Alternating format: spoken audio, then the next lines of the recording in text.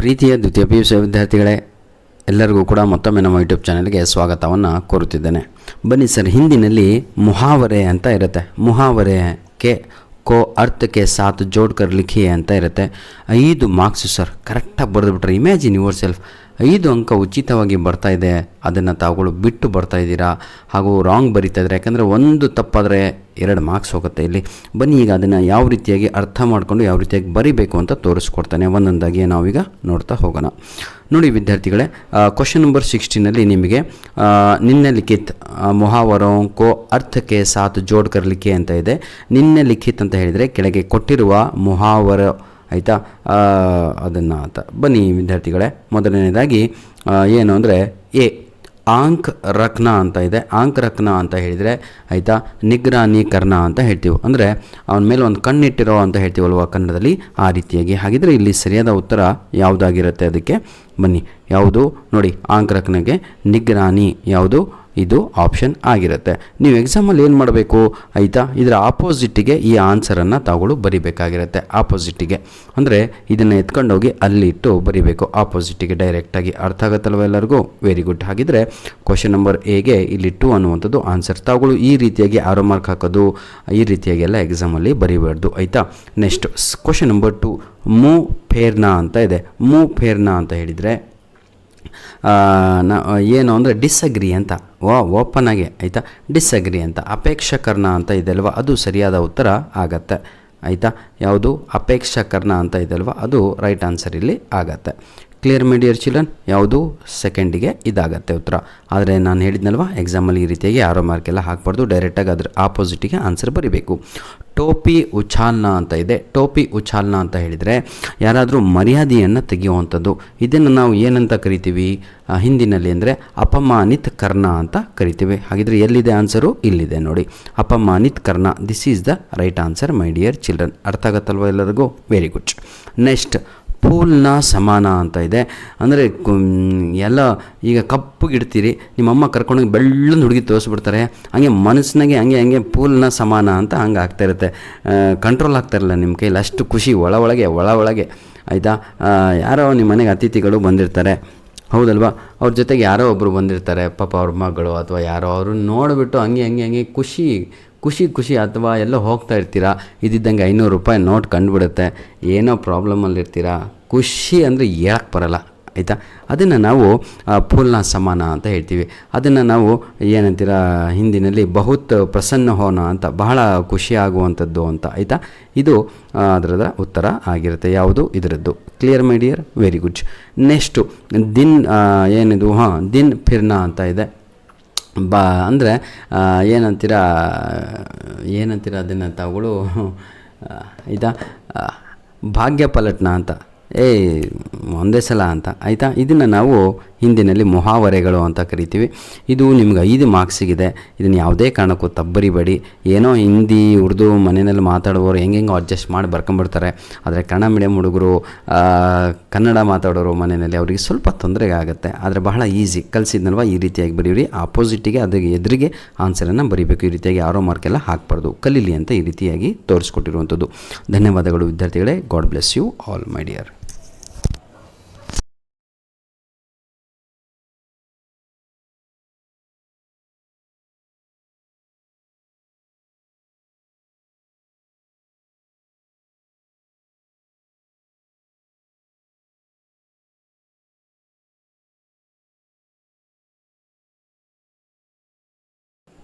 ಪ್ರೀತಿಯ ದ್ವಿತೀಯ PUC ವಿದ್ಯಾರ್ಥಿಗಳೇ, ಸ್ವಲ್ಪ ಇಂಗ್ಲೀಷ್ ಗ್ರಾಮರ್ ಕಲ್ತಾಯಿತು, ಕನ್ನಡ ಆಯಿತು, ಸ್ವಲ್ಪ ಹಿಂದಿನೂ ಕೂಡ ಕಲ್ತು ಬಿಡೋಣ. ಯಾಕಂದರೆ ಎಷ್ಟೋ ವಿದ್ಯಾರ್ಥಿಗಳು ಕನ್ನಡಿಗರು ಹಿಂದಿ ಸಬ್ಜೆಕ್ಟನ್ನು ತಗೊಂಡಿರ್ತಾರೆ, ಹೆಂಗೆ ಮಾಡಿ ಸ್ಕೋರ್ ಮಾಡ್ಕೊಂಬಿಡೋಣತ್ಲಾಗೆ ಅಂತ. ಅದು ಸ್ಪೆಷಲಾಗಿ ಜೈನವರು ಭಾಳ ಜನ ತಗೊಂಡಿರ್ತಾರೆ. ಬನ್ನಿ ಈಗ ನೋಡ್ತಾ ಹೋಗೋಣ. ಕ್ವಶನ್ ನಂಬರ್ 34, ವಾಕ್ಯ ಶುದ್ಧ ಕೀಜಿ ಅಂತ. ನಿಮ್ಮ ಆ್ಯನ್ಯುವಲ್ ಎಕ್ಸಾಮಲ್ಲಿ ಇದೇ ಮೇನ್ ಕ್ವಶನು ಹಿಂಗೆ ಇರುತ್ತೆ, ಸ್ವಲ್ಪ ಕ್ವಶನ್ ಚೇಂಜ್ ಆಗಿರುತ್ತೆ. ಇಂಥ ಒಂದು 5-6 ಮಾಡಿಬಿಟ್ರೆ ನೀವು ಕರೆಕ್ಟಾಗಿ ನಿಮಗೆ ಒಂದು ಗ್ರಿಪ್ ಸಿಗುತ್ತೆ. ಬನ್ನಿ, ಉಸೆ ದಿಖಾವಾ ನಹಿ ರೋಚತಿ ಹೈ ಅಂತ ಇದೆ. ಬಹಳ ಈಸಿಯಾಗಿ ವಾಕ್ಯ ಶುದ್ಧ ಅಂತ ಹೇಳಿದರೆ rectify the error in the given sentence ಅಂತ ಎಷ್ಟು ಈಸಿಯಾಗಿರುತ್ತೆ ಒಂದೊಂದಾಗಿ ನೋಡ್ತಾ ನಾವು ಈಗ ಹೋಗೋಣ ಬನ್ನಿ. ಇದಿದೆ ಅಲ್ವಾ, ಇದೇ ತಪ್ಪು ಇದರಲ್ಲಿ ಏನು ಇದಿದೆ ಅಲ್ವಾ ಈ ಭಾಗ, ಇದು ತಪ್ಪಾಗಿರುತ್ತೆ. ಈಗ ಇದನ್ನು ಸರಿಯಾಗಿ ಮಾಡುವಂಥದ್ದು ಹೇಗೆ ಅಂತ ತೋರಿಸ್ಕೊಡ್ತೇನೆ. ಇದಿಷ್ಟು ಬರೀಲಿಲ್ಲ ಅಂದರೆ ಮುಗೀತು. ತಿ ಅನ್ನೋದನ್ನು ಮೇಲ್ಗಡೆ ತಿ ಅಂತ ಇದೆಯಲ್ವ ಅದನ್ನು ತೆಗೆದ್ರೆ ಮುಗೀತು. ತಾ ಅಂತ ಮಾಡಬೇಕು ಅಷ್ಟೇ. ಇದು ತಿ ಅಂತ ಇದೆ ಅಲ್ವಾ ಅದನ್ನು ಬರೀಬಾರ್ದು ಅಷ್ಟೇ, ಇದು ತಾ ಅಂತ ಆಗಬೇಕು. ಅಲ್ಲಿಗೆ ಸೆಂಟೆನ್ಸ್ ಸರಿಯಾಗುತ್ತೆ. ಕ್ಲಿಯರ್ ಮೀಡಿಯರ್? ಸಂಪೂರ್ಣವಾಗಿ ಸೆಂಟೆನ್ಸನ್ನು ತಗೊಳ್ಳೋ ಎಕ್ಸಾಮಲ್ಲಿ ಬರಿಬೇಕಾಗಿರುತ್ತೆ. ಸಂಪೂರ್ಣವಾಗಿ ಅಂದರೆ ಫುಲ್ಲು ಸೆಂಟೆನ್ಸು ತಗೊಳ್ಳೋ ಎಕ್ಸಾಮಲ್ಲಿ ಈ ರೀತಿಯಾಗಿ ಬರಿಬೇಕು. ಇದರ ಮೇಲೆ ತಿ ಅಂತ ಇದೆ ಅದನ್ನು ಡಿಲೀಟ್ ಮಾಡಬೇಕು, ಆಯಿತಾ? ಅಷ್ಟೇ. ನೆಕ್ಸ್ಟ್, ಮನ್ ಮೇ ಐಸಿ ಶಕ್ತಿ ಹೈ ಅಂತ ಇದೆ. ಮನ್ ಮೇ ಐಸಿ ಶಕ್ತಿ ನೋಡಿ ಐಸಿ ಅಂತ ಬರಿಬೇಕು. ಇಲ್ಲಿ ಐಸಾ ಅಂತ ಇದೆ. ಇಷ್ಟೇ ಸರ್, ಮತ್ತೇನೂ ಇಲ್ಲ ಹಿಂದಿ. ಇಲ್ಲಿ ನೋಡಿ ಆಯಿತಾ, ಇದಿದೆ ಅಲ್ವಾ ನೋಡಿ, ಇದನ್ನು ಈ ರೀತಿಯಾಗಿ ಬರಿಬೇಕು. ಸಿ ಅಂತ ಮಾಡಬೇಕು, ಆಯಿತಾ? ಇಲ್ಲಿ ಮೇಲ್ಗಡೆ ಸಿ ಇಲ್ಲ, ಇದೇ ತಪ್ಪು. ಸಂಪೂರ್ಣವಾಗಿ ಫುಲ್ಲು ಸೆಂಟೆನ್ಸು ತಗೊಳ್ಳೋ ಎಕ್ಸಾಮಲ್ಲಿ ಬರಿಬೇಕಾಗತ್ತೆ. ಫುಲ್ಲು ಸೆಂಟೆನ್ಸ್ ಬರೆದು ಆಯಿತಾ ಕರೆಕ್ಟ್ ಸೆಂಟೆನ್ಸನ್ನು ಬರಿಬೇಕಾಗತ್ತೆ. ನೆಕ್ಸ್ಟ್ ಕ್ವಶನ್ ನಂಬರ್ 3, ಐಸಾ ಕಭಿ ನಹಿ ಹುಯಿ ಥಿ ಅಂತ ಇದೆ, ಆಯಿತಾ? ಇಲ್ಲಿ ಏನು ತಪ್ಪು ಹೇಳಿ ನೋಡೋಣ. ಇದು ಫಸ್ಟಿಗೆ ಹಿಂದಿ ಮಾತಾಡ್ತಾ ಇರಲ್ವ ಹಾಗೆ ಏನಂತ ಹುಡುಗಿಗೆ ಜೆಂಡರ್ ಚೇಂಜ್ ಮಾಡಿ ಹುಡುಗಿ ಅಂತ ಮಾಡಿಬಿಡ್ತೀವಿ, ಆಯಿತಾ? ಹಾಗೆ ಆರೆ ಇದರ್ ಅನ್ನಬೇಕು. ಆರೆ ಅಂತ ಹೇಳಿದರೆ ರೇ ಅಂತ ಹೇಳಿದರೆ ಹುಡುಗ ಆಗ್ತಾನೆ, ಹೌದಲ್ವಾ? ಆರ್ರಿ ಅಂದರೆ ಹುಡುಗಿ ಆಗ್ತಾಳೆ. ಹೀಗೆ ಇಲ್ಲಿ ನೋಡಿ ಐಸಿ ಕಬಿ ನಹಿ ಹುವಿ ಥಿ ಅಂತ ಇದೆ. ಇದು ಹೂವಾ ಅನ್ನುವಂಥದ್ದು ಇದೆ ಅಲ್ವಾ, ಹೂವಿ ಅಂತ ತೆಗೆದು ಇಲ್ಲಿ ಹೂವ ಅಂತ ಬರಿಬೇಕು. ಇ ಅಂತ ತೆಗಿಬೇಕು, ಆಯಿತಾ? ಯಾವ್ದು ತೆಗಿಬೇಕು ಹೇಳಿ ನೋಡೋಣ. ಇಲ್ಲಿ ತೋರಿಸ್ಕೊಡ್ತೇನೆ ನೋಡಿ, ಇದನ್ನು ತೆಗಿಬೇಕು. ತೆಗೆದು ಈ ಜಾಗದಲ್ಲಿ ಆ ಅಂತ ಬರಿಬೇಕು. ದೊಡ್ಡ ಆ ಇದೆ ಅಲ್ವಾ ಅದನ್ನು ಬರೆದ್ರೆ ಮುಗೀತು, ಆಯಿತಾ? ಇದನ್ನು ನೀವು ಆರಾಮಾಗಿ ಬರಿಬೋದು. ಇಷ್ಟು ಈಸಿಯಾಗಿರುತ್ತೆ. 3 ಮಾರ್ಕ್ಸ್ ಬರುತ್ತೆ. ಬನ್ನಿ ವಿದ್ಯಾರ್ಥಿಗಳೇ, ನೆಕ್ಸ್ಟ್ ನೋಡೋಣ. ನಿಮ್ನಲಿಖಿತ ವಾಕ್ಯೊಮ್ಮೆ ಸೂಚನುಸಾರ್ ಬದಲಿಯೇ ಅಂತ ಇದೆ. ಅಂದರೆ ಇಲ್ಲಿ ಟೆನ್ಸಸ್ಸನ್ನು ಚೇಂಜ್ ಮಾಡಿ ಅಂತ ಇದೆ. ಯಾತ್ರಿ ಗಗನ್ ಮೇ ಏನಿದು ಸ್ನಾನ್ ಕರ್ ರಹೆ ಹೈ ಅಂತ ಇದೆ. ಯಾತ್ರಿ ಗಂಗಾ ಮೇ ಸ್ನಾನ್ ಕರ್ ರಹೆ ಹೇ ಅಂತ ಇದೆ. ಸ್ವಲ್ಪ ಕಾಣಲ್ಲ ಕಂಡ್ರೆ ಬೇಜಾರಾಗ್ಬಿಟ್ರಿ. ಭವಿಷ್ಯತ್ ಕಾಲಕ್ಕೆ ಏನು ಬದಲಾವಣೆ ಮಾಡಬೇಕಿದ್ದನ್ನು ಭವಿಷ್ಯತ್ ಕಾಲ ಮೇ ಬದಲಿಯೇ ಅಂತ ಇದೆ. ಭವಿಷ್ಯತ್ ಕಾಲ ಅಂತ ಹೇಳಿದರೆ ಫ್ಯೂಚರ್ ಟೆನ್ಸ್ ಅಂತ. ಇಲ್ಲಿ ಫಸ್ಟು ತಾವುಗಳು ನೋಡಬೇಕಾಗಿರೋದು ಇದೆ, ಯಾವುದು? ಭವಿಷ್ಯತ್ ಕಾಲ ಅಂತ ಇದೆ, ಅಂದರೆ ಫ್ಯೂಚರ್ ಅಂತ. ಫ್ಯೂಚರಿಗೆ ಈಗ ಇದನ್ನು ಬದಲಾವಣೆ ಮಾಡಬೇಕು. ನೋಡಿ, ಯಾತ್ರಿ ಗಂಗಾ ಮೇ ಸ್ನಾನ್ ಕರ್ ಹೇ ಹೈ ಅಂತ ಇದೆ. ಕರ್ ರಹೆ ಹೈ ಅಂತ ಹೇಳಿದರೆ ಅದು ನಿಮ್ಮ ವರ್ತಮಾನ ಕಾಲ ಆಗತ್ತೆ. ಹಾಗಾಗಿ ತಗೊಳ್ಳು ಇದರಲ್ಲಿ ಏನು ಬದಲಾವಣೆ ಮಾಡಬೇಕು ಅಂತ ಹೇಳ್ಕೊಡ್ತೀನಿ ನೋಡಿ. ಯಾತ್ರಿ ಗಂಗಾ ಮೇ ಸ್ನಾನ್ ಅಲ್ಲಿವರೆಗೂ ಕರೆಕ್ಟ್ ಇದೆ, ಆಯಿತಾ? ಇದು ಕರ್ ರಹೆ ಹೈ ಇದನ್ನು ಚೇಂಜ್ ಮಾಡಬೇಕು. ಅರ್ಥ ಆಗತ್ತಾ? ಇದನ್ನು ಡಿಲೀಟ್ ಮಾಡಿ ಈ ಜಾಗದಕ್ಕೆ ತಗೊಳ್ಳು ಕರೆಂಗೆ ಅಂತ ಬರಿಬೇಕು. ನೋಡಿ, ಕ ಅಂತ ಬರೆದು ರೇ ಅಂತ ಬರೆದು ಗೆ ಅಂತ ಬರಿಬೇಕು. ಗೆ ಇಲ್ಲೊಂದು ಡಾಟ್, ಇಷ್ಟೇ, ಆಯಿತಾ? ನೋಡಿ, ಯಾತ್ರಿ ಗಂಗಾ ಮೇ ಸ್ನಾನ್ ಕರೆಂಗೆ ಮಾಡ್ತಾರೆ ಅಂದರೆ ಫ್ಯೂಚರ್ ಆಗುತ್ತೆ. ಇಷ್ಟೇ ಆಯಿತಾ? ನೆಕ್ಸ್ಟ್ ಕ್ವಶನ್ ನೋಡೋಣ ಈಗ.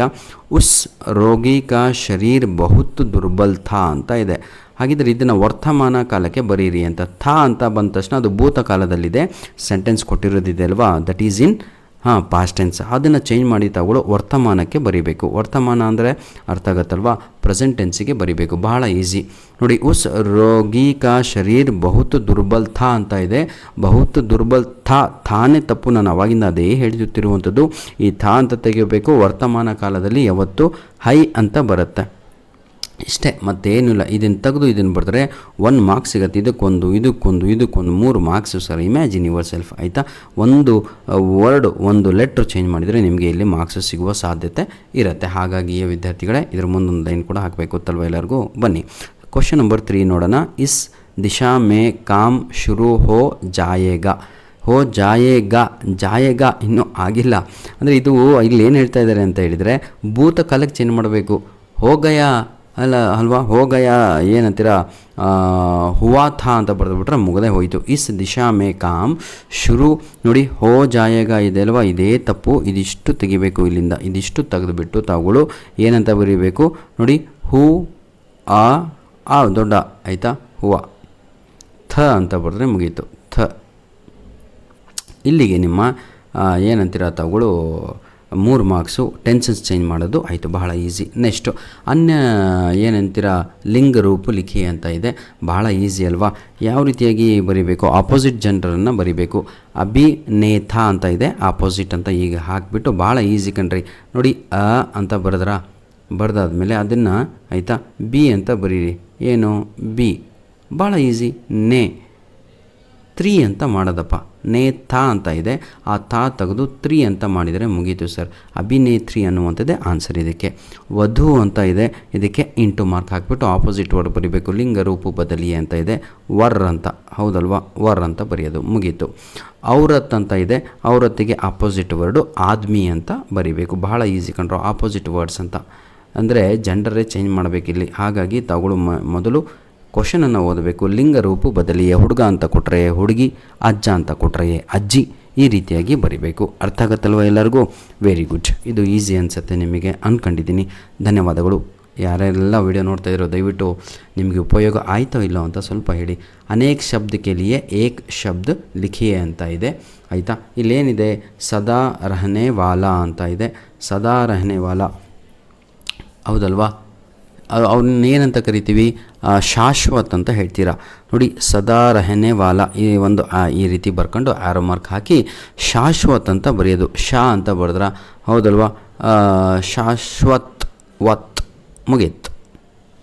ಶಾಶ್ವತ್ ಅಂತ, ಸದಾ ರಹನೆ ವಾಲಾ ಶಾಶ್ವತ್ ಅಂತ. ಜಿಸ್ಕಾ ರೂಪ್ ಅಚ್ಚಾ ನಾ ಹೋ, ಯಾರ ಏನು ಮುಖ ಸರಿ ಇರಲ್ವೋ ಅಥವಾ ನೋಡ್ಲಿಕ್ಕೆ ಚೆನ್ನಾಗಿರಲ್ವೋ ಅವ್ರನ್ನ ನಾವು ಕ್ರೂರೂಪಿ ಅಂತ ಕನ್ನಡದಾಗ ಹೇಳ್ತೀವಿ. ಇಲ್ಲಿ ಕ್ರೂರೂಪ್ ಅಂತ ಸ್ವಲ್ಪ ಸ್ಟ್ಯಾಂಡರ್ಡಾಗಿ ಹೇಳಬೇಕು. ನೋಡಿ, ಕಾ ಬರ್ದು ರೂ ಹೌದಲ್ವಾ, ರೂ ಮಾಡಿದ್ರ, ಮತ್ತು ರೂಪ್ ಅಂತ ಇಲ್ಲಿ ಪಾ ಬರೆದ್ರೆ ಮುಗದೇ ಹೋಯಿತು. ಕ್ರೂರೂಪ್ ಅಂತ ಕರಿತೀವಿ, ಕ್ರೂರೂಪ್, ಆಯಿತಾ. ನೆಕ್ಸ್ಟ್ ಪ್ರಶಂಸಾ ಕರ್ನೆ ಯೋಗ್ಯ, ಹೌದಲ್ವಾ. ಯಾರಾದರೂ ಪ್ರಶಂಸಕರನ್ನ ಯೋಗ್ಯ, ಅವನಿಗೆ ಏನಂತ ಅಂಥ ವ್ಯಕ್ತಿಗೆ ನಾವು ಪ್ರಶಂಸನೀಯ ಅಂತ ಕರಿತೀವಿ. ಆ ಪ್ರಶಂಸನೀಯ ಹೆಂಗೆ ಬರೆಯೋದು ಅಂತ ಕಲಿಬೇಕು, ಅದು ಮುಖ್ಯ ಆಗಿರುವಂಥದ್ದು ವಿದ್ಯಾರ್ಥಿಗಳೇ. ನೋಡಿ, ಅಂತ ಬರೀರಿ, ಫಸ್ಟು ಬರೆದ್ರ, ಇಲ್ಲಿ ಅಂತ ಬರೀರಿ, ಆಯಿತಾ. ನೋಡಿ, ಮುಗೀತು.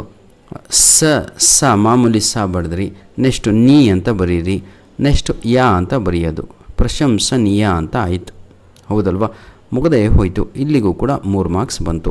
ನೆಕ್ಸ್ಟ್ ವಿದ್ಯಾರ್ಥಿಗಳೇ, ಆಯಿತಾ. ನಿನ್ನ ಲಿಖಿತ ಶಬ್ದೋಂಕೆ ಸಾಥ್ ಉಪಸರ್ಗ ಜೋಡ್ಕರ್ ನಯೇ ಶಬ್ದ ಲಿಖಿಯೇ ಅಂತ ಇದೆ, ಹೌದಲ್ವಾ. ಯಾವುದು?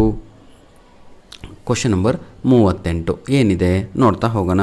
ನೋಡಿ, ಶಬ್ದೋಂಕೆ ಸಾಥ್ ಉಪಸ್ವರ್ಗ ಜೋಡ್ಕರ್ ನಯೇ ಶಬ್ದ ಲಿಖಿಯೇ, ಹೊಸ ವರ್ಡನ್ನು ಮಾಡಬೇಕು. ಏನನ್ನು ಯೂಸ್ ಮಾಡಬೇಕು, ಅಲ್ಲಿ ಉಪಸ್ವರ್ಗ ಅಂತ ಕೊಟ್ಟಿದ್ದಾರೆ. ನೋಡಿ, ಇದನ್ನು ಯೂಸ್ ಮಾಡಿ ನಯೇ ಶಬ್ದ, ಹೊಸ ವರ್ಡನ್ನು ರೆಡಿ ಮಾಡಬೇಕು. ದೂಷಣ್ ಅಂತ ಇದೆ. ಈಗ ದೂಷಣಿಗೆ ಭಾಳ ಈಸಿ ಕಣ್ರಿ. ಈ ರೀತಿಯಾಗಿ ಪ್ರಭೂಷಣ್ ಅಂತ ಬರೆಯೋದು. ಅಂತ ಬರೆದ್ರೆ ಪ್ಲಸ್ ಅಂತ ಹಾಕೊಳ್ಳಿ. ಕ್ವಶನ್ನಾಗ ಏನು ಕೊಟ್ಟಾರೋ ಅದನ್ನೇ ಬರೆಯೋದು. ಏನಂತ, ದೂಷಣ್ ಅಂತ ಇದೆ, ಹೌದಲ್ವಾ. ಈ ರೀತಿಯಾಗಿ ಬರೆದು ಈಸ್ ಈಕ್ವಲ್ ಟು ಅಂತ ಹಾಕಿಬಿಟ್ಟು ನೀವು ಪ್ರಭೂಷಣ್ ಅಂತ ಬರೆಯೋದು. ಆಯಿತಾ, ಧೂಷಣ್, ಈ ರೀತಿಯಾಗಿ ಬರೆಯೋದು. ಇದೇ ಆನ್ಸರ್ ಆಗುತ್ತೆ. ಕ್ಲಿಯರ್? ನೆಕ್ಸ್ಟು ಶಾಸನ್ ಅಂತ ಇದೆ, ಭಾಳ ಈಸಿ ಅಲ್ವಾ. ಷನ್, ಹೌದಲ್ವಾ. ಇದಕ್ಕೇನು ಬರೀತೀರಾ ನೋಡಿ, ಪ್ರಶಾಸನ್ ಅಂತಲೂ ಬರಿಬೋದು, ಅಥವಾ ತಾವುಗಳು ಏನು ಮಾಡಬೇಕು, ಇನ್ನೊಂದು ಅನುಶಾಸನ್ ಅಂತಲೂ ಕೂಡ ಬರಿಬೋದು. ನೋಡಿ, ಬರೆದು ಬರೆದು ಪ್ಲಸ್ ಅಂತ ಹಾಕಿ ಇದೇನಾಯಿತು, ಆಯಿತಾ. ಪ್ಲಸ್ ಅಂತ ಹಾಕಿ ಕ್ವಶನಲ್ಲಿ ಏನು ಕೊಟ್ಟಿದ್ದಾರೆ, ಸನ್ ಅಂತ ಇದೆ. ಇದಕ್ಕೆ ನಾವು ಈಗ ಪೂರ್ತಿ ಸೇರಿಸ್ಬಿಟ್ಟು ಅನುಶಾಸನ್ ಅಂತ ಬರೆಯುವಂಥದ್ದು ಆನ್ಸರ್ ಆಗಿರುತ್ತೆ. Clear my dear children? ಅನುಶಾಸನ್ ಅಂತ ರೈಟ್ ಆನ್ಸರ್ ಆಗುತ್ತೆ. ಯಾಕೆ ಜೋಡಿಸ್ತಾ ಇದ್ದೀವಿ ಅಂದರೆ ಅವರೇ ಕೊಟ್ಟಿದ್ದಾರೆ, ಉಪಸ್ವರ್ಗ सर्ग जोड़कर नए शब्द बनाइए ಅಂತ. ನೆಕ್ಸ್ಟು ನಿನ್ನ ಲಿಖಿತ ಶಬ್ದೋ ಮೇಸೆ ಪ್ರತ್ಯೇಕ ಅಲಗ್ ಕರ್ಕೆ ಲಿಖಿಯೇ. ಈಗ ಅಲ್ಲಿ ಹೊಸದಾಗಿ ಜೋಡಿಸಿದ್ವಿ, ಇಲ್ಲಿ ಇದನ್ನು ಸಪ್ರೇಟ್ ಮಾಡಿರಿ ಅಂತ ಹೇಳ್ತಾ ಇದ್ದಾರೆ. ಸ್ವಚ್ಛತಾ ಅಂತ ಇದೆ. ಸ್ವಚ್ಛತಾ ಹೇಗೆ ರೆಡಿ ಆಯಿತು? ಸ್ವಚ್ಛ ಪ್ಲಸ್ ಸ್ವಚ್ಛತಾ ಅಷ್ಟೇ ಸರ್, ಮತ್ತೇನೂ ಇಲ್ಲ. ಏನೂ ಇಲ್ಲ ಕಣ್ರೋ, ನಾವು ಒಂದು ಸಲ ತೋರಿಸ್ಬಿಡ್ತೇನೆ, ಯಾಕೆ ನಿಮಗೆ ಟೆನ್ಷನ್ನು. ಈಗ ನಾನು ಡಿವೈಡ್ ಮಾಡಿದ್ನಲ್ವ ಅದನ್ನೇ ಬರೆಯೋದು. ಈ ರೀತಿ ಹಾಕಬೇಕಾ ನೋಡಿ, ಸ್ವ ಅಂತ ಬರೆದ್ರ ಸ್ವ ಆಯಿತಾ, ಚ ಆಯಿತಾ, ಸ್ವಚ್ಛ ಆಯಿತಾ. ಸ್ವಚ್ಛ ಅಂತ ಬರೆದಾದ್ಮೇಲೆ ಪ್ಲಸ್ ಅಂತ ಹಾಕಿ ಅಂತ ಹಾಕಿ ಮುಗೀತು ಸರ್. ಇದೇ ಆನ್ಸರು, ಬಿಡಿಸಿ ಬರೆಯಿರಿ ಅಂತ ಆಯಿತಾ. ನೋಡಿ ನೆಕ್ಸ್ಟ್ ಕಹಾನಿಯಾ ಅಂತ ಇದೆ. ಕಹಾನಿ ಪ್ಲಸ್ ಯಾ ಅಂತ, ಭಾಳ ಈಸಿ ಕಂಡ್ರು. ಅಲ್ಲಿರೋದೇ ಕಾಪಿ ಮಾಡೋದು. ನೋಡಿ ಈ ರೀತಿಯಾಗಿ ಕಹಾನಿ ಅಂತ ಬರೆದ್ರೆ, ಕಹಾನಿ ಅಂತ ಬರೆದು ಪ್ಲಸ್ ಅಂತ ಹಾಕಿಬಿಟ್ಟು ಯಾ ಅಂತ ಹಾಕಿದರೆ ಇದನ್ನೇ ನಾವು ಏನಂತೀರ ತಾವುಗಳು ನಿನ್ನಲಿಖಿತ ಶಬ್ದೊಮ್ಮೆ ಪ್ರತ್ಯೇಕ ಅಲಗ್ ಕರ್ಕೆ ಲಿಖೆ ಅಂತ ಇದಲ್ವ ಅದನ್ನೇ ಈ ರೀತಿಯಾಗಿ ಬರೆಯುವಂಥದ್ದು. ಧನ್ಯವಾದಗಳು ವಿದ್ಯಾರ್ಥಿಗಳೇ. ನೆಕ್ಸ್ಟ್ ಗ್ರಾಮರ್ ಪಾಠನ ನೋಡೋಣ. ಈಗ ನಿನ್ನಲಿಖಿತ ಅನುಚ್ಛೇದ ಪಡ್ಕರ್ ಏಕ ಇದು ಪ್ರತಿಯೊಬ್ಬನಿಗೂ ಕೂಡ ಬರುತ್ತೆ. ಒಂದು ಪ್ಯಾಸೇಜನ್ನು ಕೊಟ್ಟಿರ್ತಾರೆ, ಅದನ್ನು ನೋಡ್ಕೋಬೇಕು. ಪ್ಯಾಸೇಜು ಕೆಳಗಡೆ ಕ್ವಶನ್ಸ್ಗಳಿರ್ತವೆ, ಇದನ್ನು ತಗೊಳ್ಳಿ ಈಸಿಯಾಗಿ ಐಡೆಂಟಿಫೈ ಮಾಡಿ ಬರಿಬೋದು. ಈಗ ಕೊನೆಯ ಭಾಗದಲ್ಲಿ ಇದ್ದೇವೆ ನಾವು, ಆಯಿತಾ. ನಿಬಂಧಲಿಕೆ ಇದನ್ನು ಬರಿತೀರಾ, ಪ್ರಾಕ್ಟೀಸ್ ಬೇಕು. ಲಾಸ್ಟ್ ಭಾಗದಲ್ಲಿ ನಿಮಗೆ ಒಂದು ಕನ್ನಡ ಇಂಗ್ಲೀಷು ಎರಡೂ ಕೂಡ ಕೊಟ್ಟಿರ್ತಾರೆ. ಅದನ್ನು ತಾವುಗಳು ಏನು ಮಾಡಬೇಕು ಅಂದರೆ ನಿಮ್ಮ ಒಂದು ಹಿಂದಿ ಭಾಷೆಯಲ್ಲಿ ಬರಿಬೇಕಾಗಿರುತ್ತೆ. ಬನ್ನಿ ನೋಡೋಣ. ಈಗ language should be simple, easy to understand ಅಂತ ಇದೆ, ಹೌದಲ್ವಾ.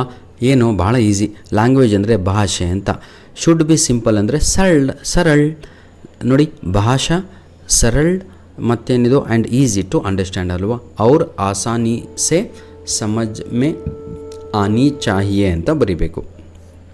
ಐ ರಿಪೀಟ್, ಭಾಷಾ ಸರಳ್ ಅವ್ರ ಆಸಾನಿ ಸೆ ಸಮಜ್ ಮೇ ಆನಿ ಚಾಹಿಯೆ, that is the right answer. ಕಠಿಣ ಪರಿಶ್ರಮವಿಲ್ಲದೆ ಸಫಲತೆಯು ಸಿಗಲಾರದು ಅಂತ ಇದೆ. There is no success without hard work ಅಂತ ನೋಡಿ. ಕಠಿಣ ಪರಿಶ್ರಮವಿಲ್ಲದೆ, ಇದನ್ನು ಹಿಂದಿನಲ್ಲಿ ಕಠಿಣ ಪರಿಶ್ರಮ, ಆಯಿತಾ, ಕೆ ಬಿನಾ ಸಫಲತಾ ನಹಿ ಮಿಲ್ತಿ, ಮುಗೀತು.